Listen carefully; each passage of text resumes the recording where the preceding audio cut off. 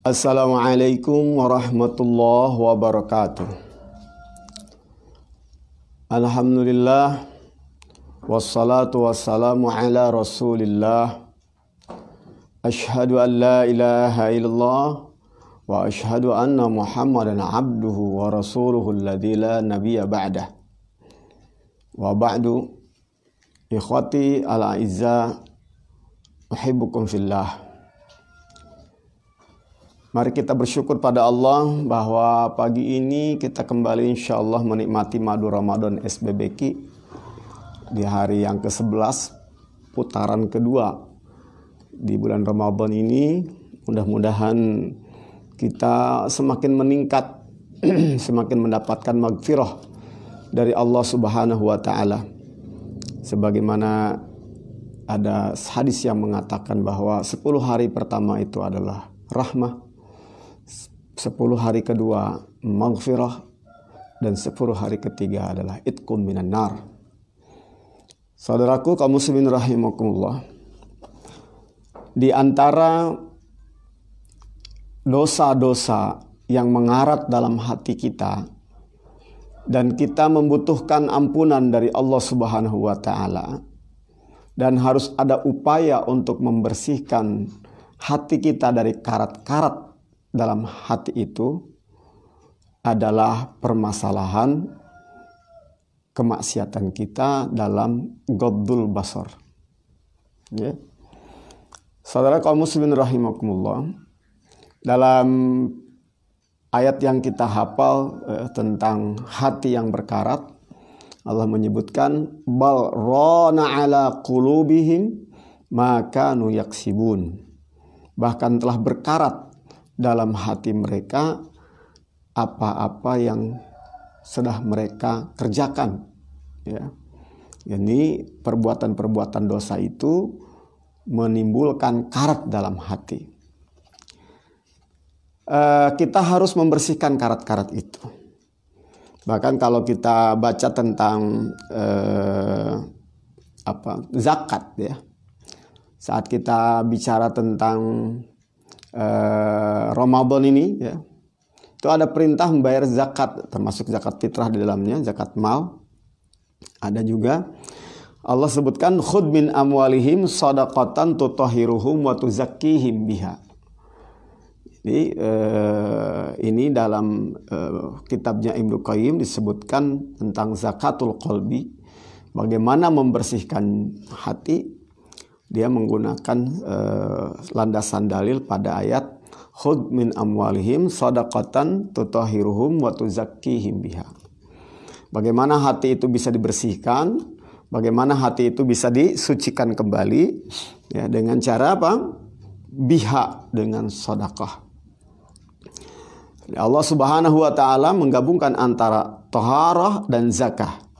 Tutahhiruhum, ya, wa tuzakkihim. Jadi tutahhiruhum itu membersihkan hati dan menumbuhkannya, ya, membersihkan hati dan menumbuhkannya. Jadi ada karat-karat yang merusak jiwa, ya, lalu kemudian menghambat tumbuh kembangnya. Maka kalau zakat ini dilakukan, membayar zakat itu membersihkan jiwa dan menumbuh kembangkan jiwa itu sehingga dia ada dalam kebaikan, bahkan produktif. Ya. Saudara kaum muslimin rahimakumullah, saat Allah Subhanahu wa Ta'ala berbicara tentang kebersihan hati, Allah mengingatkan kepada kita orang-orang beriman, di antara hal yang penting dalam masalah menumbuhkan hati, membersihkannya dari kotoran-kotoran yang mengarat, itu dalam firman Allah surat An-Nur. A'udzubillahi minasyaitonirrajim. Qul lil mu'minina yaghuddu min absarihim wa yahfazu furujahum. Dzalika azka lahum. Innallaha khabirum bima yasnaun. Di ayat berikutnya untuk orang-orang wanita, kulil mu'minat, redaksinya mirip. Katakan kepada orang beriman dan orang-orang mukminin dan mukminah, kita diperintahkan oleh Allah, yaghuddu min absarihim, dalam ayat yang lain yaghuddna min absarihin. Hendaknya mereka memejamkan mata, ya. Maka kita sebut dengan ghaddul basar dari ayat ini. Ghaddul basar. Wa yahfazu furujahum, dan mereka menjaga farjinya. Ya, mereka menjaga farjinya. Dzalika azka lahum. Dua amalan itu, ghaddul basar dan hifdzul faraj, azka lahum. Bisa membersihkan, lebih bersih, lebih menumbuhkan jiwa. Lahum, bagi mereka. Innallaha khabirum bima yasnaun. Allah sangat memonitor, ya, Allah sangat meneliti, Allah sangat mengetahui dan memperhatikan bima yasnaun, terhadap apa yang kamu lakukan. Apa yang kamu lakukan saat naik KRL, matamu jelalatan kemana? Saat kamu sendirian megang HP, matamu jelalatan kemana? Saat kamu ada rapat dan pertemuan, matamu kemana? Allah memperhatikan kamu. Nah, kalau kita berhasil ghaddul basar, itu kata Allah azka lahum. Ya, azka lahum. Jadi pembersihan dan penumbuh kembangan hati itu diberikan oleh Allah Subhanahu wa taala setelah ghaddul basar wa hifdzul farj. Oleh karena itu kemudian Imam Ibnu Qayyim menjelaskan, dan ini akan yang jadi kupasan kita pada kesempatan setengah jam ke depan, ya, bahwa ghaddul basar anil maharim yujibu salasata fawaid. Ya, ghaddul basar, memejamkan mata, menahan pandangan dari hal-hal yang diharamkan oleh Allah Subhanahu wa taala untuk dilihat, itu memiliki 3 faedah, 3 manfaat, ya, yang sangat urgen dan sangat tinggi nilainya. Oke, apa 3 itu? Saudara kaum muslim rahimakumullah. 3 manfaat iman itu, yang pertama adalah halawatul iman wa ladzatuhu. Manis dan lezatnya iman. Ya. Manis dan lezatnya iman. Di mana kemanisan dan kelezatan iman ini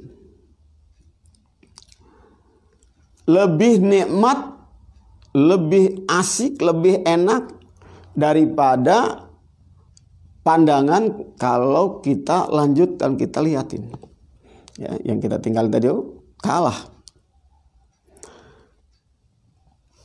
Fa inna man taraka syai'an lillah awadahu Allahu azza wa jalla khairan minhu. Ini sudah menjadi kaidah yang disebutkan dalam athar. Siapa yang meninggalkan sesuatu karena Allah, takut karena Allah, awadahu Allahu azza wa jalla khairan minhu. Allah akan ganti yang ia tinggalkan tadi karena Allah, dia tinggalkan karena takut dimarah Allah, maka Allah akan berganti dia dengan sebuah kenikmatan, keberhasilan, sesuatu yang lebih baik dari yang ia tinggalkan itu. Orang punya kesempatan korupsi, ia tinggalkan korupsi karena khawatir, karena takut kepada Allah Subhanahu wa taala, bukan karena takut kepergok KPK, bukan karena khawatir diaudit, takut karena Allah Subhanahu wa taala. Allah akan ganti. Allah akan ganti kenikmatan yang lebih bagus daripada kenikmatan dari curian, korupsi itu. Dalam hal melihat juga demikian. Ya, kalaulah kita melihat perempuan cantik itu ada kenikmatan sesaat, maka sesungguhnya Allah Subhanahu wa taala bila kita tinggalkan itu, padahal ada kesempatannya, kita tidak melakukannya, maka Allah Subhanahu wa taala akan memberikan kenikmatan di dalam hati dan jiwa kita.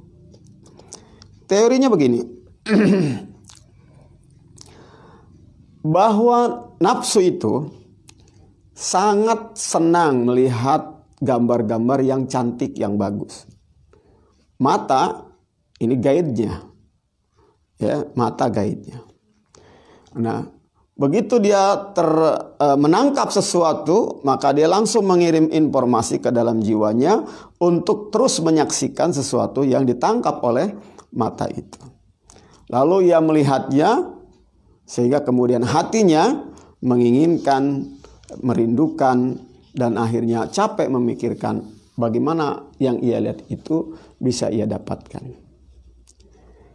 Maka apabila si mata ini yang menjadi sumber informasi ini dijegat, dihindarkan dari melihat yang diharamkan, itu hatinya akan istirahat dari memikirkan, istirahat dari menghendaki.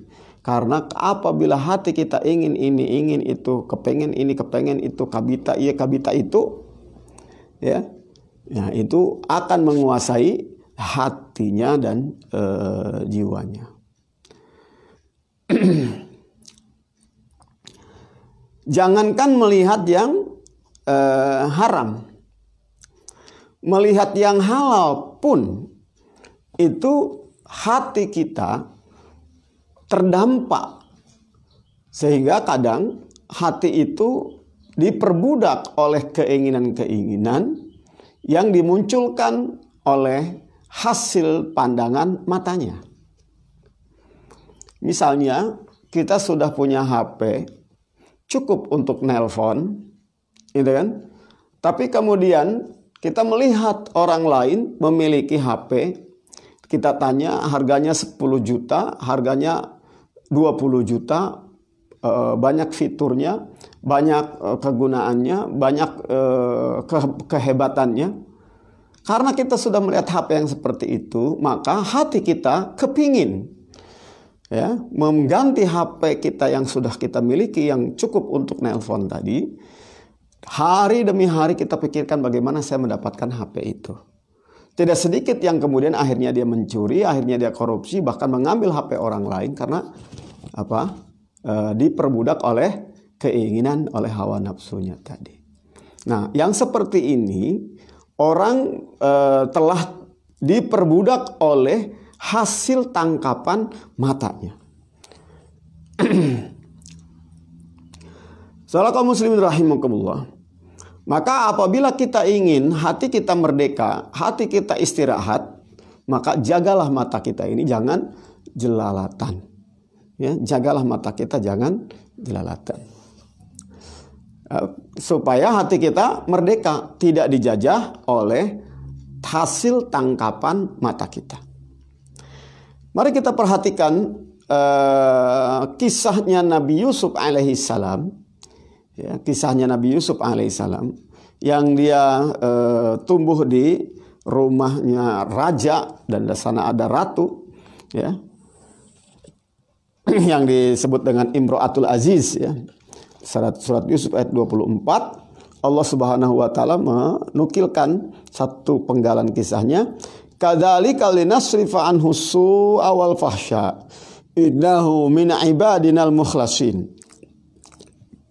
Dan demikianlah kami palingkan keburukan dan kekejian dari Yusuf. Innahu min ibadinal mukhlasin, sesungguhnya dia itu termasuk hamba-hambaku yang terselamatkan atau yang diselamatkan. Ya. Coba bayangkan, bagaimana istri raja sudah punya suami, tapi dia musyrik. Ya. Sampai dirinya tersiksa ingin terhadap Yusuf dan melakukan hal yang tidak lazim. Anak angkatnya diajaknya berzina. Dia khianati suaminya. Kenapa? Karena jiwanya, kalbunya sudah terjajah oleh pandangannya, oleh pikirannya dari hasil memandang. Padahal apa kurangnya? Dia punya suami dan berstatus sebagai raja. Tertarik dengan Yusuf yang budaknya, ya, yang dimiliki oleh dia, anak angkatnya. Bagaimana Allah Subhanahu wa taala menggambarkan orang yang mukhlason, yang mukhlis lillah, ya, yang mengikhlaskan menghamba kepada Allah Subhanahu wa taala, dia menjadi mukhlas, diselamatkan oleh ketulusannya menghamba kepada Allah. Dia selamat dari jebakan kemaksiatan hanya karena dia itu telah berbuat ikhlas kepada Allah. Falaula an ra'a burhana rabbih, gitu. Jadi Yusuf ini melihat, mengingat, ya, menyadari akan ayat-ayat Allah Subhanahu wa taala. Padahal saat itu yang harusnya tergoda ya Yusuf, karena dia masih muda, bujangan, gitu kan. Kemudian juga orang asing di situ, ya. Dan majikan bawahannya gitu yang dimiliki oleh Imra'atul Aziz atau Julaiha itu. Nah, saudaraku rahimakumullah, jadi kalau hati kita bersih karena jarang melihat, bahkan sama sekali tidak melihat hal-hal yang maksiat, maka kita akan mendapatkan pertolongan dari Allah Subhanahu wa taala, diselamatkan dari linasrifa anhu su'a wal fahsya. Kita akan disingkirkan dari su'a wal fahsya. Saya banyak menemukan problema-problema rumah tangga, terjadi perceraian dan sebagainya. Kalau ditelaah, ternyata awal mulanya adalah suami istri itu tidak ghadul basar. Ada istri yang minta cerai dari suaminya, ya, karena sang istri banyak membandingkan ekonomi dirinya dengan ekonomi orang lain, apalagi kalau dia punya mantan pacar. Ya, wah, mantan pacar saya sudah punya ini, sudah punya ini, sudah punya ini, suami saya nggak punya apa-apa. Ya, dia ingin cerai dari suaminya. Ya, dia ingin pindah menjadi istri orang lain. Begitu juga sebaliknya. Jadi kalau perempuan ini banyaknya yang dilihat adalah apa? Harta. Yang dilihat adalah harta. Karena sering melihat perhiasan orang lain, melihat mobil orang lain bagus. Ya, dia ingin memiliki juga. Dia menuntut suaminya. Nah, ini akan terjadi kekacauan dalam rumah tangga. Sang suami juga demikian. Nah, kalau laki-laki biasanya yang lebih banyak dilihat itu ya perempuan. Ya, sehingga kemudian dia ingin ganti istri, ya, atau ingin nambah istri karena tidak ghadul basar. Saudara kaum muslimin rahimakumullah. Jadi malapetaka itu akan datang. Tapi apabila orang ghadul basar, setidaknya yang pertama kali dia mendapatkan halawatul iman waladzatuhu. Dia sudah mendapatkan manisnya iman. Jadi rumahnya yang sederhana, mungkin dia tidak punya mobil, itu tidak jadi masalah dalam kehidupannya. Kenapa? Karena dia sudah cukup bahagia dengan keimanan yang dimilikinya. Begitu juga seorang laki-laki, dia sudah cukup bahagia dengan iman yang dimilikinya. Dia yakin bahwa istrinya akan menjadi ratu bidadari nanti di surga. Ada 70 bidadari yang menanti dia. Maka dia tidak harus kemudian mengganti istri. Nanti kalau dia ganti istri, ketemu dengan istri baru juga ternyata masih ada yang lebih cantik. Tinggalin lagi istri yang kedua, nyari lagi istri yang ketiga. Akan terus-terusan seperti itu. Kenapa? Karena dia tidak mendapatkan kemanisnya iman. Nah, maka halawatul iman ini menyelesaikan banyak masalah. Ya, halawatul iman ini telah menggantikan banyak hal yang kita tidak memilikinya. Ya, disinilah rahasianya bagaimana innalladzina qalu rabbunallah tsumastaqamu fala khaufun 'alaihim wa lahum yahzanun. Jadi orang-orang yang sudah mengucapkan rabbunallah kemudian dia istiqomah dengan imannya. Ya, dia menikmati, dia mendapatkan halawatul iman, maka la khaufun 'alaihim wa lahum yahzanun. Tidak ada takut dan tidak ada sedih, tidak ada kegelisahan dan tidak ada kekecewaan, tidak ada rasa sedih. Kaum muslimin rahimakumullah. Ini manfaat yang begitu besar dari ghadul basar. Sekali lagi, ghadul basar ini bukan hanya memejamkan mata dari wanita, tapi juga memejamkan mata dari hal-hal yang bisa merusak hati dan pikiran kita. Ya, jadi kalau kita lihat ayat berikutnya, wa kullil mu'minati yaghdudna min absarihinna. Hendaklah perempuan-perempuan itu memejamkan mata. Jadi laki-laki disuruh memejamkan mata juga, tapi tidak disebutkan oleh Allah, tidak disebutkan memejamkan mata dari apa? Anin nisa, apa anil amwal, ya, apa anil jamalat fil alam, tidak disebutkan. Ya, jadi kaum muslimin rahimakumullah, ghaddul basar supaya hati kita menemukan manisnya iman, mari kita kurangi. Jangan terlalu banyak mengakses uploadan Facebook orang, Instagram orang yang memamerkan kecantikan, yang memamerkan kekayaan, begitu. Dan sebaiknya kita juga jangan menjadi penyebab orang lain jadi rusak, rumah tangganya rusak, hatinya rusak, pikirannya rusak. Kenapa? Karena yang dipamerkannya adalah hal-hal yang bisa merusak pikiran, gitu kan, yang merusak pikiran. Misalnya sekarang dalam musim pandemik sekarang ini ada orang yang memamerkan makanan-makanan nikmat di rumahnya, gitu kan, ya. Sementara ada tetangganya, mungkin saudaranya yang juga membaca Facebooknya, melihat Instagramnya, oh saya kok nggak begini, saya miskin, saya sengsara. Ini kan kasihan orang. Saudara kaum muslimin rahimakumullah, mari kita lihat apa manfaat ghaddul basar yang kedua. Beliau mengatakan nurul qalbi wasihatul firasah, ya, yaitu adanya cahaya dalam hati dan kita punya firasat yang kuat, ya. Imam Abu Syuja Al-Kirmani menyebutkan tentang firasah ini. Barang siapa yang membiasakan diri melaksanakan hal-hal sunnah, ittiba'us sunnah, mengikuti apa yang diajarkan Rasulullah SAW. Kemudian batinnya dia hiasi dengan muraqabah, senantiasa merasa diperhatikan oleh Allah Subhanahu wa taala. Lalu dia mengendalikan nafsunya dari syahwat. Seperti sekarang di bulan Ramadan ini, syahwat makan, syahwat seks, termasuk syahwat tidur dikendalikan harusnya. Wa ghadda basarahu anil maharim.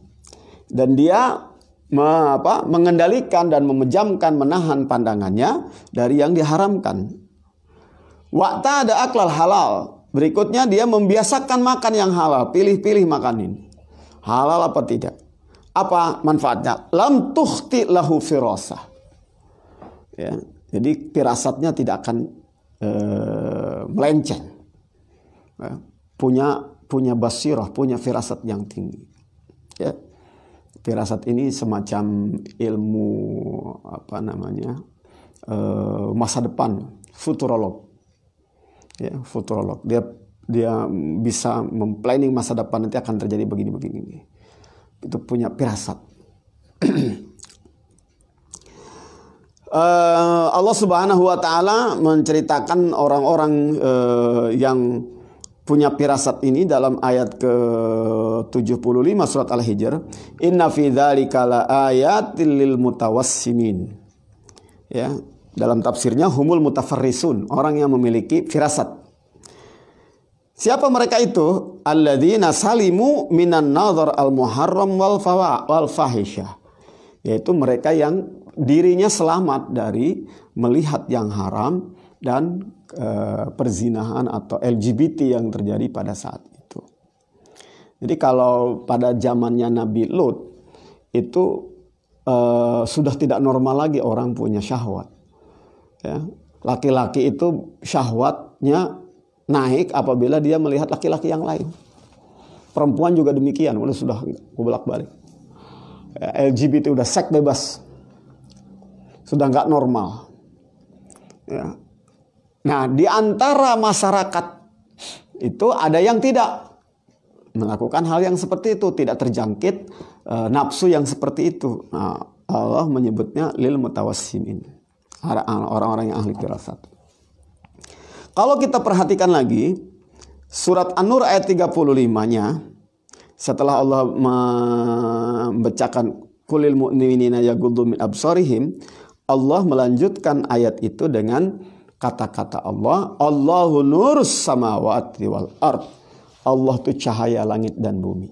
Nah, artinya ini isyarat ya bahwa kalau kita ghaddul basar, Ya, selain mendapatkan azka, hati lebih bersih sehingga kita menemukan manisnya iman, juga akan mendapatkan nur dari Allah Subhanahu wa taala.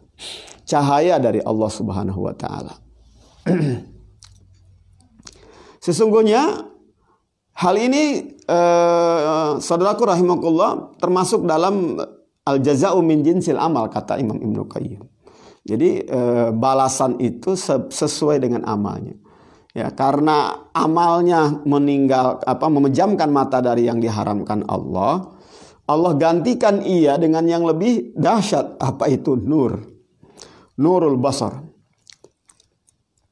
Ya, nurul basar. Sehingga punya basirah. Dia punya basirah. Jadi dia pejamkan mata dari yang terlihatan di alam semesta ini, ya, terutama yang diharamkan Allah Subhanahu wa taala, maka Allah nyalakan cahaya dari basirahnya, mata batinnya. Sehingga dia bisa menyaksikan, bisa memprediksi apa yang tidak bisa diprediksi oleh kebanyakan orang. Ya, dan ini bisa dirasakan oleh kita sesungguhnya. Ingat, innal qalba kal mir'ah wal hawa kassoda fiha. Hati itu seperti cermin.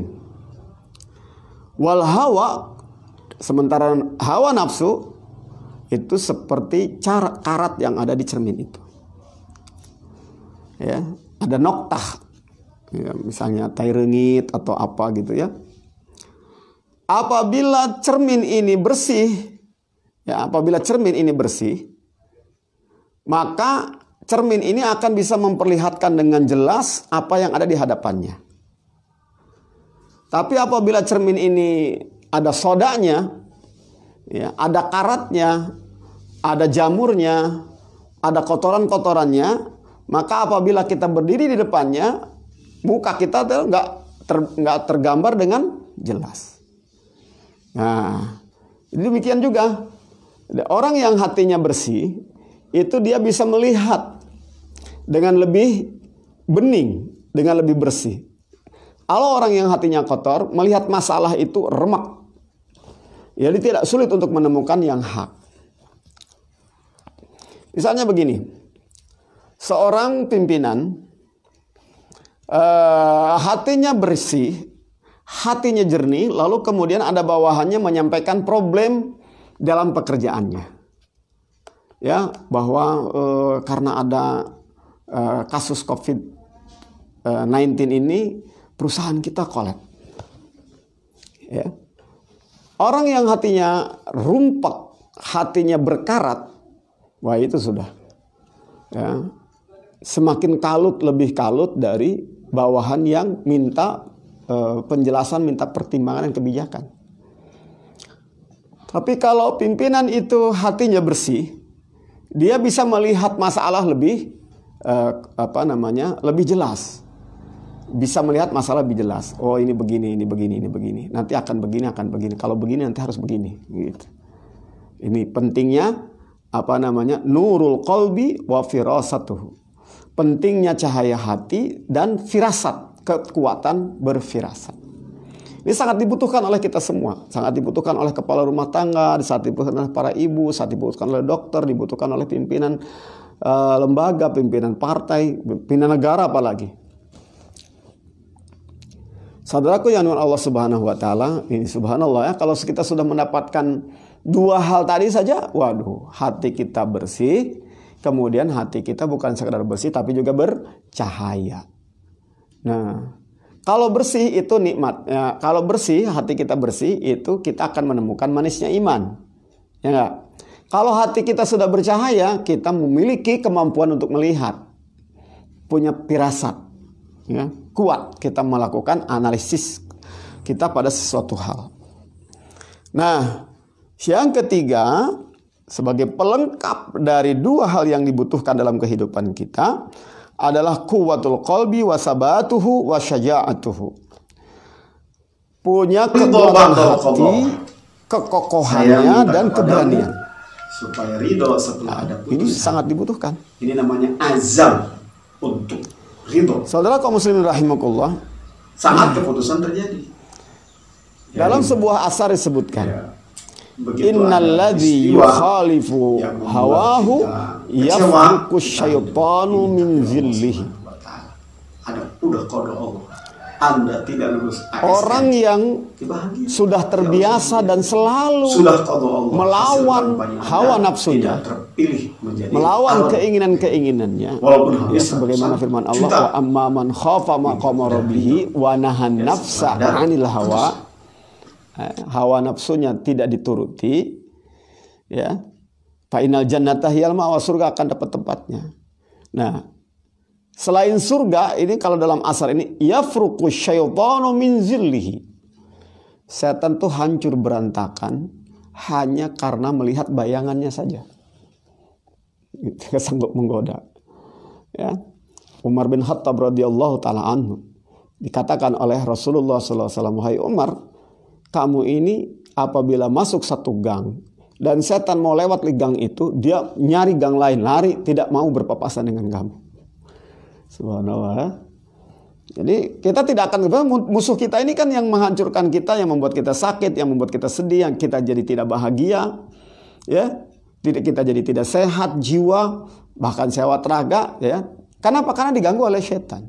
Nah, orang yang mengendalikan hawa nafsunya itu setan yafruq, luluh, tidak punya kekuatan melawan orang ini. Kenapa? Karena orang ini punya quwwatul qalbi, punya kekuatan jiwa. Dia punya kemuliaan, dia punya keberanian. Allah Subhanahu wa taala menyebutkan dalam surat Al-Munafiqun ayat 8, "Walillahil 'izzatu walirasulihi walil mu'minin." Jadi Allah itu yang memiliki izzah, punya kekuatan, keteguhan, punya keberanian, ya. Wali rasulihi, dan bagi rasulnya, terus walil mu'minin, bagi orang-orang yang beriman, bagi orang-orang yang beriman. Tadi itu yang memiliki halawatul iman, yang memiliki firasah, quwwatul firasah. Dia adalah yang ghaddul basar, orang yang ghaddul basar. Keimanannya yang sampai seperti itu akan mendapatkan al-izzah. Begitu juga saat Allah bicara tentang al-ulya. Dalam Ali Imran 139, wala tahinu wala tahzanu. Jangan merasa hina, jangan merasa sedih. Jangan diterhinakan, jangan sedih. Wa antumul a'launa, kalian ini adalah orang-orang yang tertinggi, orang yang termulia, punya al-ula, punya aliyah, martabah aliyah. Ya. In kuntum mu'minin, apabila kalian beriman. Nah, ya, bila kalian orang beriman melaksanakan perintah Allah, qul mu'minina yaghuddu min absarihim. Di ayat yang lain Allah Subhanahu wa taala menyebutkan, man kana yuridul izzata falillahil izzatu jami'a. Siapa yang menghendaki kemuliaan, ya, jangan mencari kepada orang, jangan mencari di dunia, tapi mencarilah kepada Allah Subhanahu wa taala. Falillahil izzatu jami'a, karena kemuliaan itu semuanya milik Allah Subhanahu wa taala. Dengan apa kemuliaan itu bisa didapatkan? Ya, lanjutkan ayatnya. Ya, kita akan menemukan bahwa kemuliaan itu akan didapatkan dengan taatillah. Ya, wa itu bil kalami thayyib wal amali saleh. Ucapan-ucapan yang baik dan amal perbuatan yang baik. Saudara kaum muslimin rahimakumullah,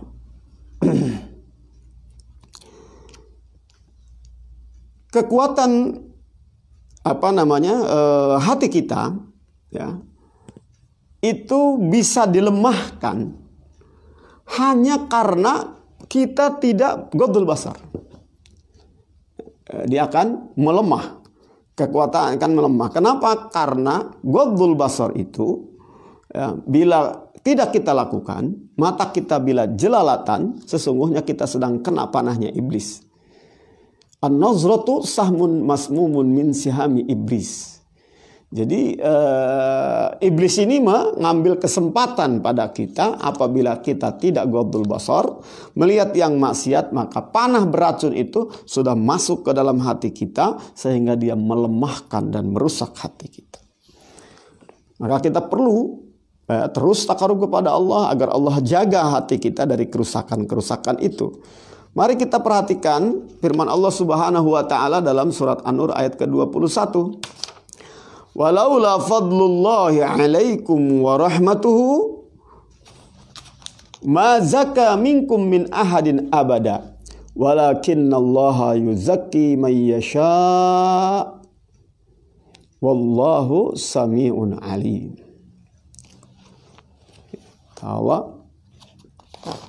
Kalaulah bukan karena karunia Allah dan rahmatnya kepada kalian, tidak ada seorang pun kalian itu bisa bersih abada selamanya. Walakinnallahu yuzakki man yasha, Allah lah yang membersihkan orang yang Allah kehendaki. Ya. Gitu. Hati kita dibersihkan oleh Allah Subhanahu wa taala. Ayat ini Allah Subhanahu wa taala sebutkan setelah Allah mengharamkan zina, mengharamkan al-qadzaf, menuduh orang lain berzina, wa nikahu zaniyah, dan melarang menikahi orang yang perempuan-perempuan tukang zina. Artinya apa? Ya. Allah akan membersihkan jiwa orang yang menjauhi tidak sempurna dia untuk bisa mendapatkan hadiah dari Allah surga yang paling sempurna kecuali dia harus mengikuti Rasulullah Allah melarang yaitu apa? Sebagai hudatan, sebagai kamu dekati zina. Artinya apa? Mukodimah zina sebagai teladan yang akan ngajak orang lain kepada perzinahan jangan dilakukan. Langkah awal atau step yang startnya itu adalah karena apa? Mata. Ta'allama al-Qur'ana itu proses muhtadin dapat hidayah.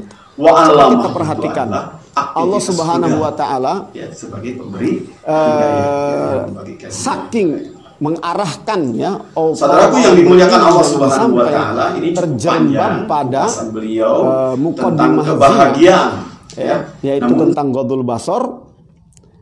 Dalam surat An-Nur ayat 28, wa in qila lakum irji'u farji'u huwa azka lakum. Bila kamu dibilang irji'u, pulang, ya, kita salam-salam ke rumah orang mau masuk, ya, irji'u, pulang. Farji'u, maka pulanglah, huwa azka lahum. Azka lakum, kamu pulang itu lebih bagus buat kalian. Begini gambarannya. Antum seorang laki-laki mau bertamu ke rumah saya. Ya, kebetulan saya sedang tidak ada. Istri saya ada di rumah. Ya, istri saya ada di rumah. Assalamualaikum, gitu kan? Di dalam, waalaikumsalam. Maaf Pak, suami saya lagi nggak ada. Lain kali kesini lagi. Ya, pulang harusnya. Itu lebih bersih. Tapi kalau kita sebentar Bu, enggak apa-apa. Bapaknya enggak ada juga, saya bisa menyampaikannya pada ibu. Nah, ini awal dari kekotoran. Enggak boleh, bahaya ini. Ya, akan merusak. Setan akan memanfaatkan. Harusnya apa? Pulang. Jangan kemudian, wih sombong amat si ibu ini. Ya, dulu kan kita sama-sama sekolah di SMA. Kenapa sih? Emangnya kenapa sih saya nggak boleh masuk? Nggak boleh begitu. Ya, gitu. Jadi karena apa? Syariah Allah Subhanahu wa taala memberikan ajaran begitu. Ya, perempuan nerima tamu harus ada suaminya. Harus dijaga. Nah, kaum muslimin rahimakumullah, ini beberapa manfaat dari ghaddul basar. Mudah-mudahan kita bisa terus berlatih untuk ghaddul basar di masa yang sangat sulit untuk ghaddul basar sekarang ini. Kita perlu banyak beristighfar. Mari kita contoh apa yang disarankan oleh Nabi kepada Ali saat berboncengan. Rasulullah mengatakan, ya Ali, la tattabi'un nazratan nazrah fa innalakal ula wa laysat lakas saniyah.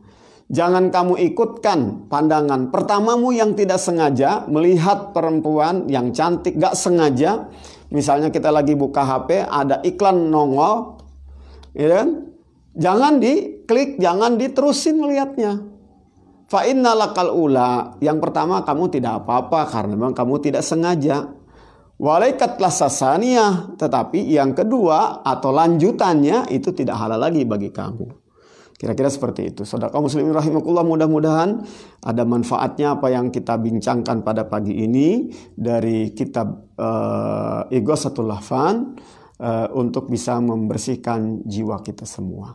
Terima kasih. Aku qouli hadza. Assalamualaikum warahmatullahi wabarakatuh.